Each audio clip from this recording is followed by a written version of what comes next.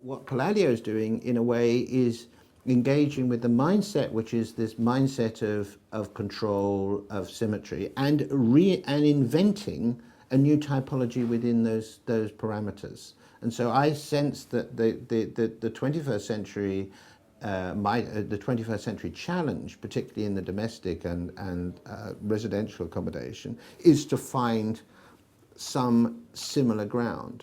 There was something so kind of intense about this new spatial relationship, which I believe was his invention. It was a translation, if you like, of an earlier Roman view, but it is a complete translation, because the Roman villa was a villa that paraded around a courtyard. These are villas that actually parade around themselves. Having had that idea, and having produced that idea on paper, and having made one or two villas, the idea is then now translatable into everybody's head. And that, in a way, is why I find this such an intriguing contemporary quest and challenge. Because at the moment, the only kind of exemplar that we have, as I come back to, is in a way what's happening in Poundbury. But Poundbury does not have it doesn't have anything of the kind of depth of thinking. It has nothing of the kind of invention. It has nothing of our time. And what's so intriguing about the Palladian drawing, it is of his time. It is totally contemporary of his time. And it is such a strong, in a way, as domestic architecture is, it's such a strong imprint that it does allow a fragment, it does allow itself to grow. So it, in a sense, is viral, in the notion that there is an idea that becomes viral.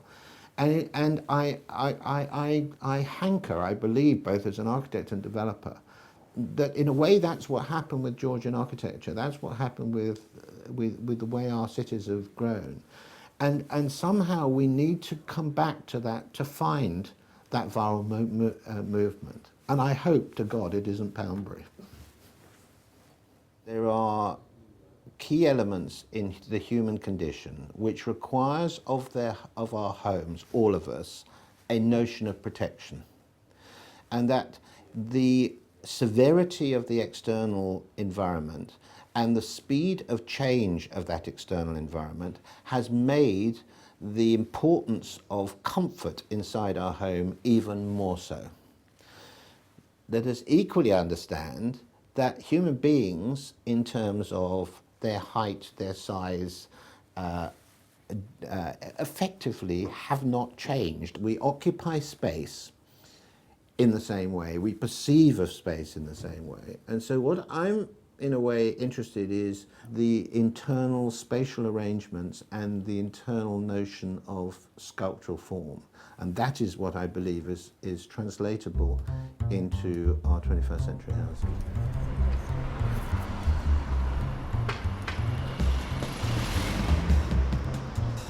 Here's the building, and this is, it's number 1 Centaur Street. Hi, it's Roger, hi. This project is a project for 4 apartments on a tight urban site. The site is unfriendly in the sense it sits next to the railway line. That's the normal condition in a 21st century city environment. My kind of interest as a developer is in the occupation of what I refer to as these leftover spaces. And in this project, dealing with this interlocking three-dimensional form is, in a way, a huge challenge of the mind, because your way of making it is the way of actually conceiving it. You're having to conceive it to the extent that each space interlocks with each other space, so that the form itself becomes more and more complex.